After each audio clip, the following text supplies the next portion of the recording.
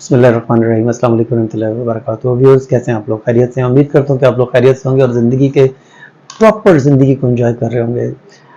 बहुत शुक्रिया आपका मेरे इस चैनल को देखने का, इस चैनल को पसंद करने का। जिन लोगों ने इसको सब्सक्राइब किया हुआ है उनका भी बहुत शुक्रिया, और जिन्होंने नहीं किया उनसे रिक्वेस्ट है कि वो ज़रूर इसको सब्सक्राइब कर लें। आज हम लोग बात करेंगे जोड़ों के दर्द के हवाले से। जोड़ों के दर्द, सर्दी की आमद है। जोड़ों के दर्द के मरीज़ जो हैं वो बहुत ज़्यादा कॉन्शियस हो जाते हैं, उनको तकलीफ़ें ज़्यादा होना शुरू हो जाती हैं। तो मैं सर्दी आने से पहले आपको कॉन्शियस कर रहा हूँ, आपको मुतनब्बे कर रहा हूँ कि आप कोशिश करें कि अपने जिस्म को गर्म रखें। आप वॉक अभी से करना शुरू कर दें, अपनी हेल्दी एक्टिविटीज़ को अभी से अपनी ज़िंदगी में शामिल कर लें। जोड़ों का दर्द, जोड़ों का दर्द दो तरह से, इसको दो कैटेगरीज में डिवाइड किया जाता है।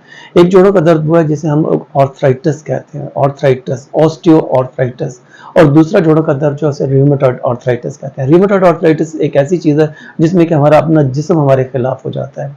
अब अगर हम, और जो इसके अलावा एक और प्रॉब्लम है जिसकी वजह से जोड़ों में बहुत ज़्यादा दर्द आ सकता है, वो है गाउट।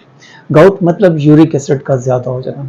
अब ये तीन कैटेगरीज हैं जिनमें आप फॉल करते हैं किसी न किसी जगह पे। अगर किसी के घुटने में खुदा न खास्ता दर्द हो रहा है, किसी के जोड़ों में, छोटे जोड़ों में दर्द हो रहा है, या किसी के दर्द इस तरह हो रहा है कि वो जगह चेंज कर रहा है, किसी एक जगह पे फिक्स नहीं है, तो आपको चांसेस हैं ज़्यादा कि या तो आपका आर ए फैक्टर खुदा न खास्ता पॉजिटिव है, जिसको हम लोग आर ए फैक्टर नाम से एक टेस्ट होता है, जिस टेस्ट से हम लोग देख सकते हैं कि हमारा खुदा न खास्ता कोई रूमेटॉइड का प्रॉब्लम तो नहीं आ रहा।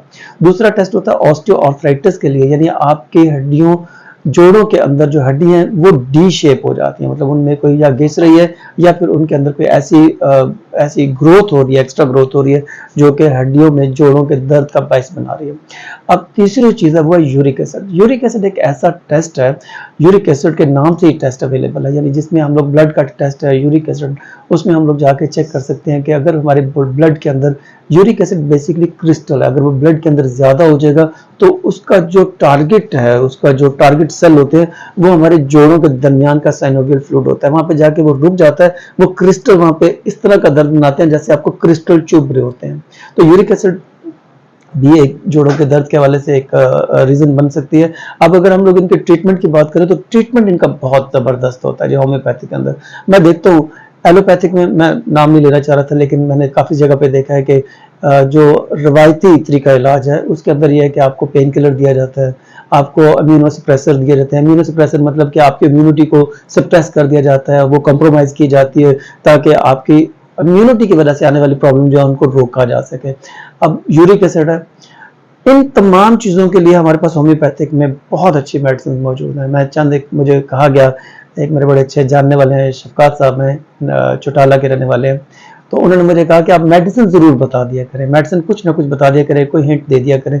तो जिनको ऑर्थराइटिस का प्रॉब्लम है, ऑस्टियोआर्थराइटिस का, उनके लिए कल्क्रिया, फ्लोर, सिलेशिया, अक्लालावा, ये मेडिसिन है, ये ग्रुप ऑफ मेडिसिन है, इनमें से कोई एक मेडिसिन जो है वो आपको सूट कर सकती है। और इसी तरह अगर हम लोग बात करें रूमेटॉइड आर्थराइटिस की, तो उसमें जो रूमेटॉइड आर्थराइटिस है ना, इसमें जो सबसे बड़ी कॉज होती है वो स्ट्रेप्टोकोकस। स्ट्रेप्टोकोकस एक बैक्टीरिया जो हमारे गले के अंदर जाके अटैक करता है, और उसके अटैक की वजह से जो जो एंटीबॉडीज बनते हैं, वही एंटीबॉडीज वो वाले होते हैं जो कि जो हमारे जोड़ों के अंदर भी जाके अटैक कर देते हैं। वो बेसिकली एक, जैसे कहते हैं मिस फायर करना, गलत फायर करना, वो एक गलत फायर हो जाता है। गलत फायर से मरा दिया है कि जो उसने एंटीबॉडीज, बेसिकली एंटीबॉडीज भी थोड़ा सा आपको बताता चलूं कि व्हाट इज एंटीबॉडीज। एंटीबॉडीज अल्लाह ताला ने हमारे जिस्म के अंदर एक डिफेंस का, एक दिफा का एक निज़ाम बनाया हुआ है।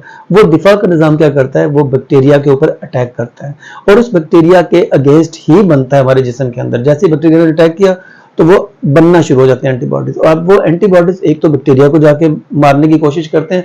बैक्टीरिया ने जो वर्दी पहनी हुई है, जो उसने कपड़े पहने हुए हैं, वो सेम वही होते हैं जो हमारे जोड़ों के अंदर होते हैं, और वही मतलब टिश्यूज में भी उसी तरह की उनकी भी शक्ल होती है।